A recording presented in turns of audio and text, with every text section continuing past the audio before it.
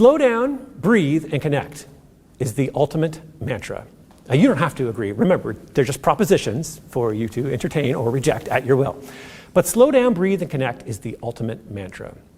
I would like to, for the sake of something fun, I would like to tell you about how to get in your own head and make yourself incredibly self-conscious. Would anyone like to learn how to do that? No, I know how to do it already, but I'm sure we all have some experience. Here's how you can do it. You can get a performance coach. There is nothing wrong with performance coaches. And if you are doing like a professional speaking, if you are going to be a TED speaker one day, maybe this is a good idea for you. For the rest of us who are like, just need to do this as a part of our job from time to time and just want to do it effectively, it can actually be a detriment. I'll tell you why. You can go to a performance coach and you say, okay, I want to be a better public speaker. And they will say, here are all the things you can think about in order to become a better public speaker. You can think about pitch, variation, and modulation. Don't try to write this down. You can think about volume control and projection. You can think about articulation and enunciation. You can think about pausing and pacing. You can think about resonance and timbre. What part of your body is making the sounds and what cavities are you resonating out of? Elimination of filler words. How do we not say vocal variety and musicality? Microphone technique, word emphasis, or word emphasis and stress patterns, gesture, repertoire, timing, emotional demonstrativeness, facial expressiveness is what I'm showing you on my face, calibrated with what I'm saying. Eye contact distribution. Am I across the room? Am I across the corners of the room, front and back? Who am I looking at? Postural alignment and stance. Crap. Postural alignment and stance. Elimination of nervous tics, habits, rhetorical device deployment, strategic repetition. Point being, if you try to get up in front of people and remember all of that and say, I am going to do all of those things at the same time, for most of us as human beings, that will not go well because you are going to spend more time thinking about all of those things as you are about what your actual job was, which we just said was to connect with the people in the room, and if you don't do that, it's all for naught. So this is where I say, for most of us non-professional speakers, trying to be professional is going to be a hindrance. It's going to set us back and not take us forward. So what we need is how can we intentionally improve our speaking without absolutely frying our mental circuits along the way? Because if we try to take that list of like performance coaching 101 things, it is not going to work very well for us probably. So I propose that there is a mantra, and there is a mantra that solves most of the problems. And the one mantra is this: slow down, breathe, and connect. Why do we have to slow down? When we talk slowly, comprehension goes up. And we know from studies, you get above 160 words per minute, no matter how well you think you're enunciating, people's brains just aren't keeping up. When you slow down, comprehension goes up. But it does a lot of other good things too. You can be the most stressed you have ever been in your whole life in front of a room full of people. But if you talk slowly, very few people will notice. Speed is part of how we know one another is nervous. And slowing down is such a great signal for credibility. Because I'm not trying to pull anything fast over you. I'm just working through the material. And the perception of anxiety decreases significantly when we slow down. Obviously, this slide was a good reminder for me because I am now also slowing down. When we slow down, our articulation improves. There were a whole bunch of points that our performance coach wanted us to address around enunciation and whatnot. We can naturally address a lot of those things without thinking about it by just slowing down. Also, if I am speaking slowly, my likelihood of injecting my ums and my likes decreases because right now my cadence is such that that pause where I would have said like or could have said I can leave blank, right? I mean, the rhythm of the speed, it's the speed at which I talk, means that those little buffers of silence are weird. But if I am not turned up to 100 miles per hour, I can slide through them. And then breathe. Remember how we talked way back when about our ancient distant ancestors who did not want to risk ostracization from the tribe by getting up and doing a little public speaking exercise around the campfire. That feeling, that fear, that is the autonomic nervous system, and it's taking over. I mean, the same fear you have with the rustling in the bush and not knowing, is that a tiger or the wind? I think it would be better to just assume tiger and run. That is what we have evolved for. We have evolved for overreacting in those scenarios. I always like to say we've come from a long lineage of overreactors as humans. That's how we've made it, and we're really good at overreacting. It's awesome, and I mean the reason breath control is such a central part of so many different traditions around the world is that you can override it. You have a way to override it, which is breathing slow, diaphragm breaths. And if you slow down first, the breathing becomes that much more effective. Think about, if I was to say, you are a public speaker, what is your fuel? What is the fuel of a public speaker? I think it should be oxygen. Your prefrontal cortex needs oxygen. If you're going to be articulate and if you're going to make sense, you need oxygen in your brain. So when you slow down, you get more oxygen in your brain, and that increases executive function. It also decreases verbal disfluencies. Magical. It's also magical because if you are slow, and therefore can also breathe, so many of the issues around resonance, tone, and volume can take care of themselves. And vocal strain can decrease. So you can become louder without increasing the strain to do so. And I find it being, like I said, it's really helpful not to walk in and say, okay, I'm going to think about resonance, tone, and volume because I want to decrease my vocal strain. That's too much to think about when you're trying to do something else. I'm going to breathe slowly is a great way to just take care of those things on their own. And then finally, connect. When I engage with a room, when you engage with a room, and your purpose is to connect, the focus is not on yourself. Going into, as a speaker, emphasizing engagement can be as much about you managing some of those nerves as it is about delivering an effective presentation that engages people, right? You need to turn that energy, you need to turn that cortisol into something productive. It wants to just run away. You need to harness it and do something with it. Well, what can we do? It just wants to focus on self-preservation right now. But what can I do with that? Well, if I can redirect that to, I'm just going to take, all the terror flowing through my body right now, and try to use that energy to just focus as much as I can on engaging with as much of this room as I can, then I can do something constructive with it.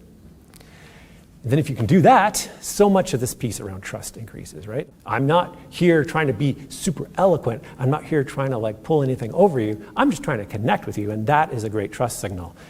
At the same time, that decreases that kind of performativeness signal. We have good spidey senses for that, right? When it's just a performance, or if I feel like someone is just, putting on a show for me. And maybe another way to think of this is dialogue, and not necessarily dialogue in the sense of we're talking to each other, but more maybe dialogue as a dance. The idea, central to the idea of connection, is that I can respond. Like if I feel like we're not getting it, or I feel like we're not connecting, if I feel like with what I'm sharing isn't relevant to you, or you're looking at me utterly confused, well, we're trying to do this together, right? It's a dance. As opposed to a monologue. So if the focus is, okay, I'm going to breathe, I'm going to slow down, I'm going to breathe, and I'm going to connect. So many of the sincerity, competence, and warmth signals can also kind of take care of themselves. Content, like what we say and how well we connect, is way more important than performance. Like, it's way more important than just being perfectly eloquent, way more important than, being the TED speaker. For example, like, think an ineloquent person who has something to say about something you care about versus an eloquent person who isn't saying anything meaningful to you. You are far more interested in what the ineloquent person has to say than you are about, like, eloquence for its own sake is kind of cheap, right? But it is worth thinking about when you are at your kind of connective best. Like, who are you when you walk into a room most engaged and capable of making connections with the people in the room? I like to think about this diagram as a way to kind of plot myself. So my x-axis here is energy, I guess. So on one end of the continuum, right, I could just be motionless, lifeless, monotone, indifferent. On the other end, I'm like super dramatic, super animated, super emotional, super expressive. Well, where do you want to be? No matter who you are, you do not want to be a robot, because you know that just listening to someone talk in a monotone voice for X amount of time is not engaging. So you know you don't want to be that. And you also don't want to be like over the top. Clearly, you don't want to be there. Okay, where do you want to be? Well, I want to try to be as close as I can to the top of trust and connection, whatever that means for me. The y-axis is my goal. Like, being as high as I can here is where I want to be. But I do not want to risk going over the top, right? You've got diminished trust at both ends, but you have the most diminished trust, I think, like right over here. Where if you've signaled to me that you're acting, we've added a whole bunch of barriers into the connection piece. So major problem with this diagram, probably many, but I will emphasize one point, is that it is a normal distribution and we are all not the same. So this is probably like more me. So I'm much more comfortable not prancing around and being a super engaging, whatever that would be over here. And if I did, it would not be effective, right? Likewise, I mean, if you are a bubbly, boisterous personality, do not bottle that for the sake of like trying to fit somewhere else on the chart. You know where this is for you, and you know that like any one of us can get past it, and we don't want to go there. But I think that's worth thinking about. If for nothing else, thinking thoughtfully about how do I plot on just a continuum of interestingness based upon how much energy I can bring. And like we said, I mean, what to do with all that stress, all the extra fear coursing through our veins about public speaking, this is what I think we should do. This is what I try to do. If I'm going to go speak somewhere and I feel terrified, which happens on a very regular basis, if I can make the default response to hands getting sweaty, heart's racing, throat's dry, whatever it is for you, those are my top three, whatever it is for you, can you turn those into the trigger to do this? Ha! Sweaty hands, I know what I'm supposed to do. I know like that's the flip switch for this. A couple thoughts about rehearsing. And again, given the context, I think of how we're thinking about presentations, I want to think about rehearsing in order to adapt, not replicate.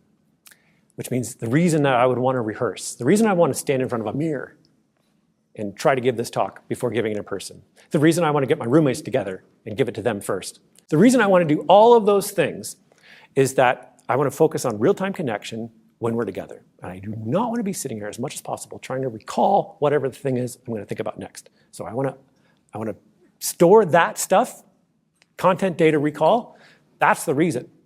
Not so that when I'm presenting in person, I'm saying it exactly the same way that I said it in front of my mirror. I do not want to do that. If I was saying it exactly the same way as I was in front of the mirror, I am doing a interesting, maybe it's a dramatic monologue, sure, but it's not responsive to the moment in the room. We have a few minutes left, so I want to talk a bit about digital connection, quote, connection, digital, which is to think about how all this translates when you need to give a presentation online. Does anyone have any of those coming up? Like I have to do a presentation on, okay, a few of us. Okay, the rest of you, it's coming and it's terrible. Presenting online is exactly the same as presenting in person, except that it is totally different. So by that I mean everything is in play that we have talked about. Human beings, being human beings, all of the signaling, all of the stuff that we've talked about stands. You do not become a not human by presenting online, and other humans do not become not humans by watching you on Zoom. So that's all the same. But because we are now outside of time and space with one another, we have just changed all of that. So it is both of these things are true at the same time. All the variables are in play, but now the variables are all entirely different. Some ideas if you need to present online. I'll just walk through a couple steps. I think it helps to think about presenting online as something that's more like a live stream and less like a teleconference. So in academic spaces, we go to Zoom meetings all the time. In most spaces, everyone goes to Zoom meetings all the time. And we engage in Zoom with our little squares and our little boxes. And then someone asks us to give a webinar, someone asks us to give a talk online, and we show up in our little boxes the same way we do as we would for a teleconference, which may not be very effective. You think about everything we've just talked about humans and how they're understanding each other and reading from each other, and you're going to take all of that and you're going to put a slide on that people are going to look at, and you don't know where they're looking at because you can't see them anyway, and then you're going to put your face in a little rectangle. So I've taken away everything else I'm communicating, from shoulders down, which is very important. So the first step is I want to get my whole upper body in the frame, in however possible. So if the more of this that I can show you, the more I can talk with my hands. Even if I'm not talking with my hands, you can see that I'm not talking with my hands. Because there is all sorts of other communication that we're picking up from each other. Depending on what you have access to, you can even get your whole self in the frame. We have a green screen upstairs here where you can just put your PowerPoint on the green screen behind you and stand in front of the thing, which is even better. Get your body in front of the presentation or slides. It can be very, very effective. That can even be kind of this is an example of that. The scope for the people who are online watching is to, in this context, not just turn me into a little rectangle on the side, but to also engage my body with the slides. And that helps for the people who are online because I have no idea what they're doing right now. I'm sure they're all very, very lovely people, but I need to try to signal to them more than just what I can signal in my head. I haven't done it here, but another thing that you can do that is very effective is to forego slides altogether, which seems counterintuitive online, but if you forego slides altogether, and if you have a bar chart to share, and you stack the pieces, the relatively sized pieces of that bar chart with Lego bricks, you can be full frame. You're not like on a Zoom call. You're not just the little rectangle in the corner, but you're full frame, engaging material objects in the world. I've seen people do this very effectively with sheets of paper. They've just said, forget it with the PowerPoint. If I'm presenting online, I've got a stack of 8.5 by 11s in front of me that I've hand-scribbled notes on, and I'm going through like this. Now, that might feel very weird at first, but you are effectively, you are just physically engaging in a whole different way than you were in that tiny little box in the corner. Another effective thing you can do is get some other human beings in the room and present to them. So even though it's maybe a webinar, maybe it's something else, if you have other human beings in the room, you change. And you know this. You know that if you talk to your webcam by yourself in the room, you're something different than if you're talking to a camera with other people in the room. My being able in this session to be able to address you, look you in the eye, get a feel like feedback from you as to whether we're tracking together. Okay, this is hopefully this is good for us, but this is actually also very helpful for the people who are just mysteriously in the cloud over there, because even though I'm not engaging with them directly, the social signals are still following through. So even 3 people in a room, I'm giving this webinar, there's 3 people in the room, I'm going to talk to them, we'll see you at Q&A. That can actually be effective. Where you are in relationships to the slides, how much of your body is in frame, you are kind of thinking more like a filmmaker in that way. You're really bringing intentional thought to what is in the frame, What is the experience of people who are engaging with this frame who are not in person? Filmmakers engage audiences all the time, right? Filmmakers create experiences that people feel, that people internalize, that become part of who they are, and they do that asynchronously on a two-dimensional screen all the time. So it's not to say that presenting online can't be engaging and meaningful and impactful, but you cannot do it like a teleconference, in my humble opinion. Slow down, breathe, and connect is the ultimate mantra. So if you only take one thing home with you today, let this be the thing. Yeah, like someone says, how was the thing today on presenting? You just say, I just learned to slow down, breathe, and connect. And they were like, that was it? And you're like, yeah, that was it. That's fine. If it's got to be one thing, let this be the thing.